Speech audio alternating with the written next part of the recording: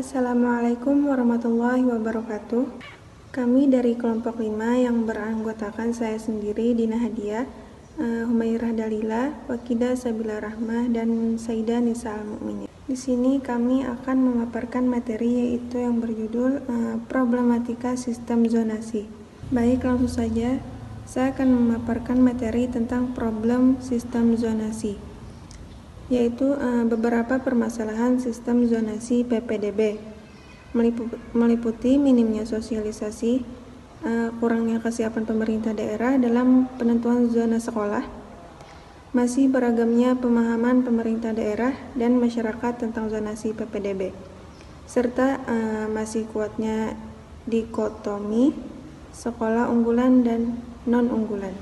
Selanjutnya saya akan menjelaskan bagian titik permasalahannya.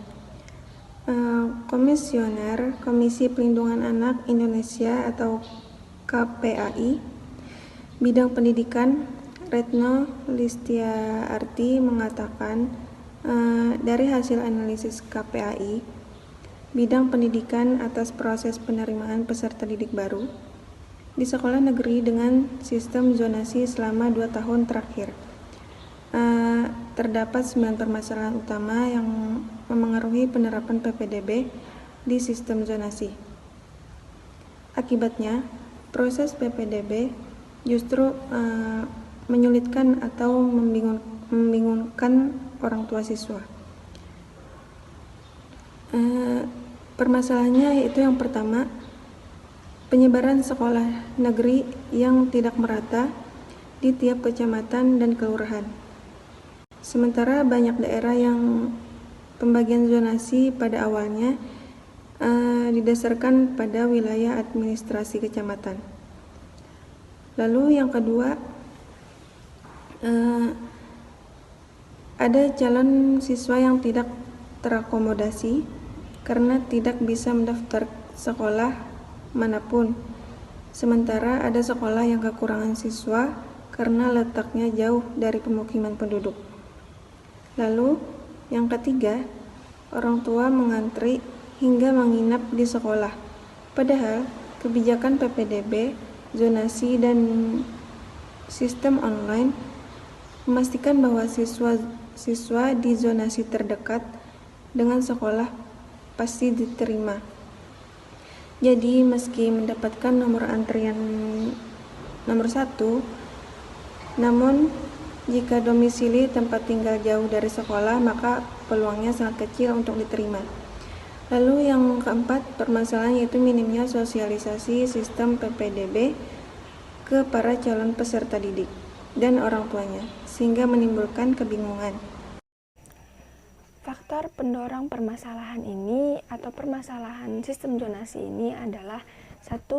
Pilihan sekolah siswa yang lebih terbatas.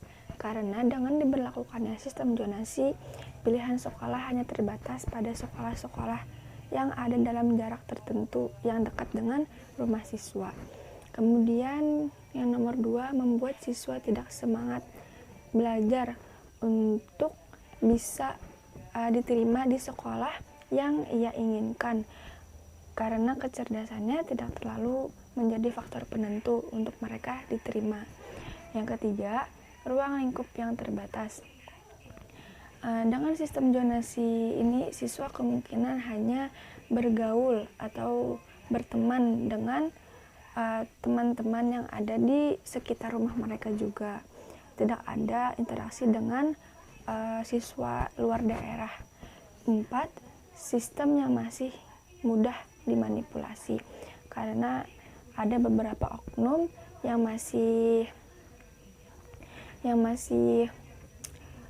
memalsukan identitas rumah atau identitas keluarga yang agar mereka diterima di sekolah yang mereka inginkan. Yang kelima atau yang terakhir, fasilitas pendidikan yang masih belum merata.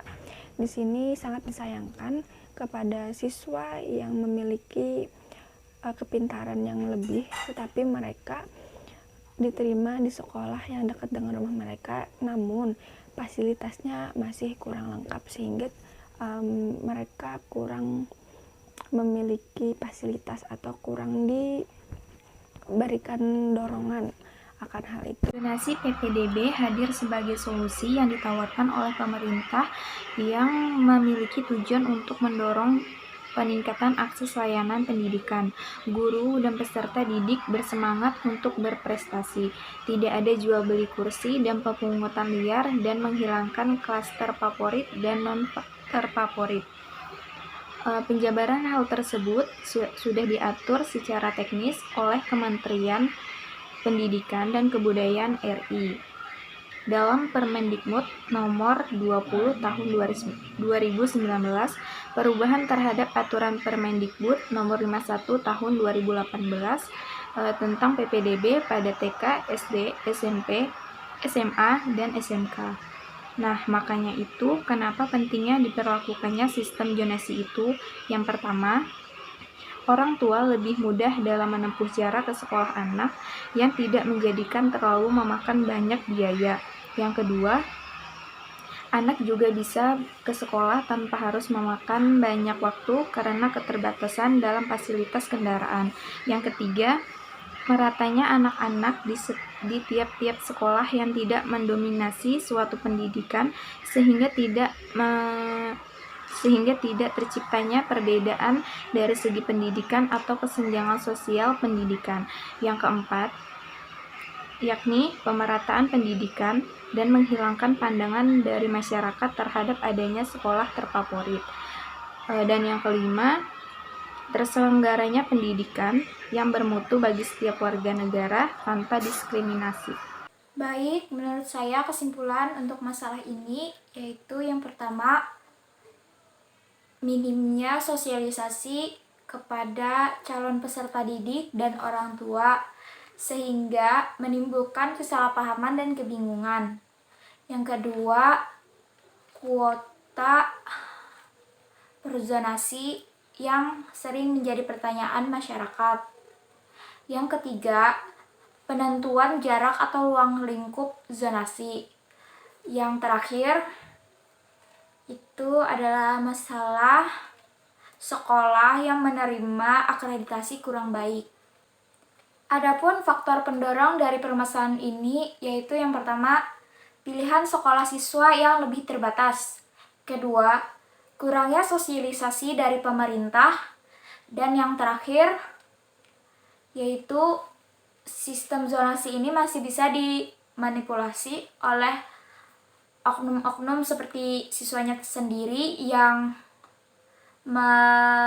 memalsukan identitas ataupun dari pihak oknum gurunya yang memalsukannya. Menurut saya sendiri, untuk solusi permasalahan sistem zonasi ini yaitu yang pertama, pemerintah bisa mensosialisasikan sistem tersebut ke sekolah-sekolah, masyarakat, ataupun orang tua langsung agar tidak terjadi kesalahpahaman. Yang kedua, anak-anak yang ingin melanjutkan sekolah bisa mensurvei ataupun mencari tahu sekolah yang diinginkannya.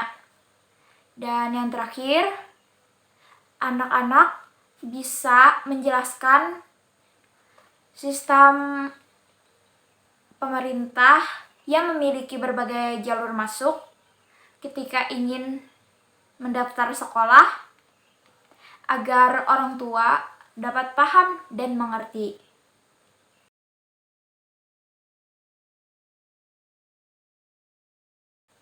Mungkin itu saja dari saya. Semoga video kami ini bermanfaat. Jika ada kesalahan kata, mohon dimaafkan.